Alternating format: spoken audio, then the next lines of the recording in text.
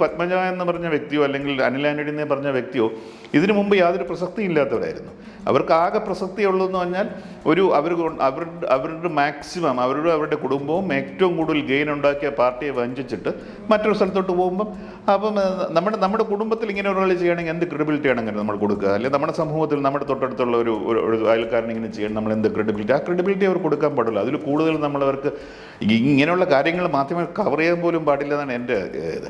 അകത്തേതെങ്കിലും ഒരു brief column ഇവർ because who are they, അവരാരാണ്? അവർക്ക് എന്ത് ഇൻഫ്ലുവൻസ് ആണുള്ളത്? അവർക്ക് ഒരു കാര്യവുമില്ല, ഒരു പ്രസക്തിയും നമ്മുടെ രാഷ്ട്രീയ സമൂഹത്തിൽ ഒരു കോൺട്രിബ്യൂഷൻ ചെയ്തിട്ടില്ല. ഏറ്റവും സുഖകരമായ ജീവിത രീതിയിൽ ആരൊക്കെ ഭരിച്ചെങ്കിലും ഇവരാരെങ്കിലും ജയിലിൽ പോയിട്ടുണ്ടോ? ഏറ്റവും സുഖകരമായ രീതിയിൽ എല്ലാ കാര്യങ്ങളിലും ഏറ്റവും പ്രിവിലേജ്ഡ് ആയിട്ടുള്ള ഏറ്റവും എൻഡേറ്റഡ് ആയിട്ടുള്ള ഒരു ക്ലാസ് ആണ് അവർ.